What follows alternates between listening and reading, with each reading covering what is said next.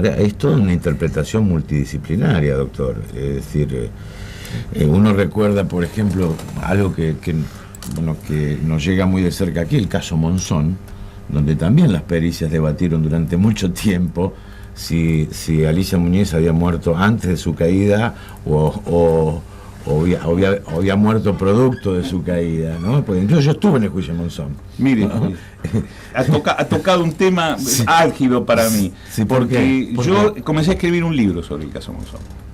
Entonces preocupé de ir a Mar del Plata, hablé con el fiscal, el doctor Pelliza, Carlos Pelliza, que fue el fiscal durante el juicio, hablé con muchos de los peritos que intervinieron, el doctor Tonelli, por ejemplo. Raffo también hizo la repericia de Alicia Muñiz, y así como Alejandro Dumas escribió Los Tres Mosqueteros, y luego escribió la segunda parte que se llama 20 años después, cuando se cumplieron los 20 años del hecho de la muerte de Alicia Muñiz, yo iba a publicar un libro, que le cuento, está escrito el libro.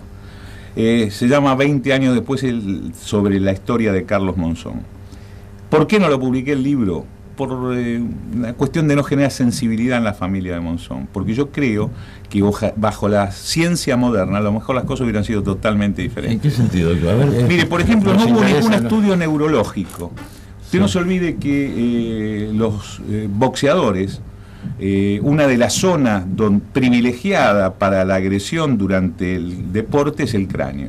Esto va generando, y hablo de publicaciones internacionales, de Cornwallis, por ejemplo, etcétera, que han estudiado boxeadores y han autopsiado boxeadores, han determinado que se van generando una serie de microfusiones que hoy en día se pueden ver, por ejemplo, con los modernos estudios médicos. Me estoy refiriendo a la tomografía computada y a la resonancia magnética, que en aquellos años no existían, y la presencia de esas microfusiones indica alteraciones que pueden modificar el comportamiento. Yo hasta me fui a la comisaría 33 de la Policía Federal, donde vivía Alicia Muñiz, y donde lamentablemente Carlos Monzón fue varias veces motivo de desplazamiento del comando radioeléctrico. Hablé con los viejos suboficiales de la Policía Federal. Es más, tengo todo esto documentado fotográficamente, tengo fotografía histórica, fotografía de la revisión médica, etcétera. Yo creo que a lo mejor, nunca lo vamos a saber, podría inclusive hasta haber habido un caso de inimputabilidad. ¿A Monzón? Sí, porque entre otras cosas lo que hice para ese libro fue un estudio grafológico donde la grafología mostró el deterioro en la escritura, el deterioro que tenía por el alcoholismo. Estamos hablando de un alcohólico crónico. Si a esto le sumamos problemas...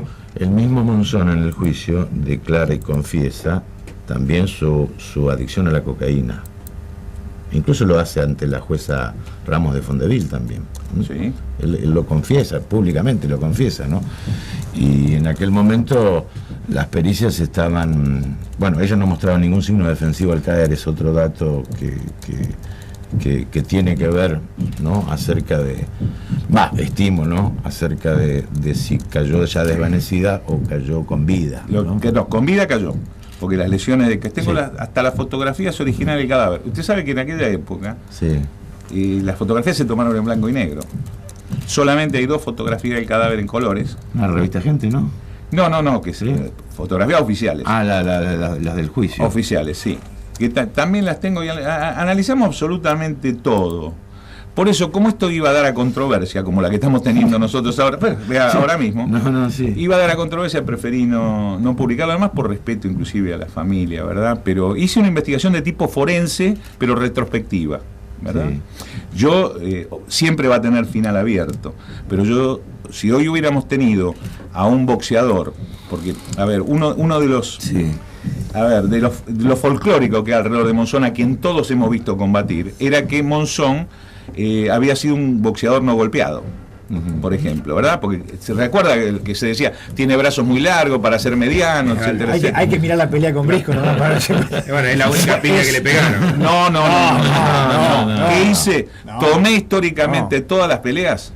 Fui a los registros periodísticos de todas las peleas. Muchísimos golpes recibió en la zona de la doctor, una pregunta. En el título de cualquier manera, final abierto, ¿verdad? Sí. Nunca lo vamos a poder saber. Bueno, otro tema que nos atañe a nosotros, por eso aprovechamos aquí en la provincia de Santa Fe por este tema que acaba de conversar. Usted en la charla habla de sicarios, ¿no? ¿Existen sicarios en la Argentina? Y absolutamente sí. Y en la provincia de Santa Fe. ¿Entrenados como sicarios a los carteles, al tipo cartel mexicano? A ver, si nosotros vamos a tomar a un sicario por un individuo que está vestido de traje negro, usa lentes Ray-Ban y enrosca un silenciador en una pistola Walter P38, no porque es de Hollywood. Si hay gente que cobra para matar a otras personas, absolutamente sí, porque hoy están invitados, por supuesto, no está restringido a la policía. Hoy voy a mostrar muchísimos casos en los que me ha tocado participar. Para mí, de crímenes por encargo. ¿Qué es un sicario? El que matare por precio o promesa remuneratoria. Bueno, voy a mostrar, pero varios casos, algunos que inclusive han tenido mucha conmoción pública. O sea, el sur de la provincia de Santa Fe está pasando por una situación muy delicada en cuanto a guerra de narcos. Hemos estado aquí en nuestro programa con especialistas de México hablando de narcotráfico y la forma, hay como una política hasta casi de entrenamiento de sicarios. No sé, si llegamos a esta situación estamos mal, ¿no? Bueno, complicados estamos. Bueno, estamos mal. No somos México. En los shopping han matado, en el shopping de Buenos Aires han matado. Estuve esa noche en el lugar yo. Sí, a los colombianos. Yo estuve esa noche porque estaba en el Ministerio de Seguridad en esa época, en 2008, 2009 fue. Inclusive me ocupé hoy vamos a mostrar entre ese otros casos de colombianos que han muerto, que han sido más que esos dos, tuvimos uno muerto ahí en plena Recoleta también por un sicario, etcétera. A ver, aunque ha sido doloroso para el pueblo mexicano los dichos del Papa, yo estuve en México, yo tuve contacto con las autoridades, inclusive a nivel de presidencia, hablé, me acuerdo, con un capitán de navío, experto en detector de mentiras, y digo, ¿pero qué hipótesis de guerra tiene México para que tenga semejante aparato de inteligencia? No, el problema no es que nos ataquen de afuera, el problema es la narcocriminalidad. A ese nivel, los empleados de gobierno una vez por año tienen que pasar por el detector de mentiras, como si fuera la CIA o el FBI, qué sé yo, que tienen esta práctica, pero por cuestiones de espionaje externo, como protección, como contrainteligencia. No somos México, pero estamos con un problema que yo creo que merece urgente atención, ¿verdad? No, incluso es cierto que el Sinaloa entrenaba chicos como sicarios, incluso los llevaba a entrenar matando perros y animales como para desalentar cualquier tipo de sentimiento de los chicos. No conozco específicamente eso del cártel de Sinaloa, pero le puedo decir que uno de los cárteles más sangrientos, que es el de los Zetas, por ejemplo, han sido originalmente miembros de la Fuerza de Seguridad. Eran el grupo A para combatir el narcotráfico. Cuando se pasaron al flanco criminal, en vez de los A, se llamaron los Z. Y por ejemplo, yo acabo de venir de Ecuador, de un viaje de 15 días que estuve dando unos seminarios en la Universidad de Cuenca y para el sistema de seguridad ecuatoriano que se llama ECU 911, por ejemplo, ya los ecuatorianos están penetrados por los Zetas, porque Ecuador está haciendo la ruta de salida de la cocaína, básicamente, hacia México y los Estados Unidos. Mire, acá nos sorprendemos, el último gran procedimiento que hubo, estábamos nosotros en el Ministerio en Buenos Aires, fue de 1,5 toneladas de cocaína. Hablamos de una cantidad importante. Bueno, esa cantidad se secuestra 3 veces en una semana en Ecuador.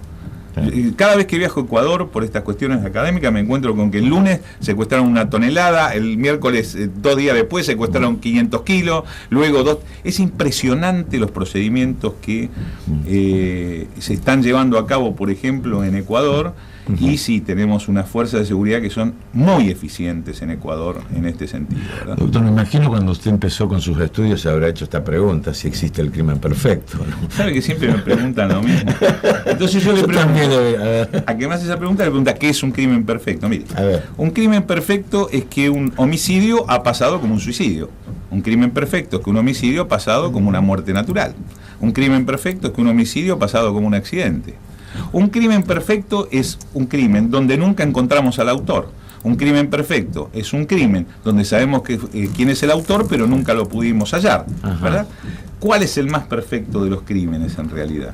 El más perfecto de los crímenes es si se imputa y se condena a una persona diferente que la que cometió el crimen. En realidad, no debe hablarse de que puede existir el crimen perfecto, pero sí muchas veces, o bien el crimen ha sido mal investigado, o bien el Estado de Derecho en el que nosotros vivimos, y demos gracias que así sea, hace que cuando no hay un caudal probatorio suficiente para una condena, la persona ante la duda deba ser absuelta. Digo porque en la Inquisición todos los crímenes estaban esclarecidos, no tenga ninguna duda. Teníamos siempre a los autores confesos, ¿verdad? Bueno, hoy estamos en un Estado de Derecho y créanme, porque a veces, especialmente, no a la sociedad en general, muchas veces a los allegados a la víctima, es muy difícil decirles, mire, no tengo pruebas suficientes. Yo sé que es el autor, tengo la convicción, etcétera, etcétera. Me parece que ese es el gran desafío del Estado de Derecho, llegar a poder esclarecer los hechos. Digamos. Claro. Esa es la gran deuda de los sistemas. Pero a ver, hoy en día le exigimos a la cuestión científica que nos devele sí o sí la verdad. Si no se... Vea el caso Nisman, ¿cuál es el tema? Las cámaras parece que no estaban funcionando, no hay testigos, entonces ¿por dónde buscamos la resolución? La buscamos por la prueba científica. Pero hay veces que la prueba científica o es ambigua o no es suficiente. A veces que no está. Bueno, doctor, ha sido realmente un gusto haber conversado con usted esta mañana. No, gracias por la invitación y haberme permitido compartir la mesa con ustedes, ¿verdad?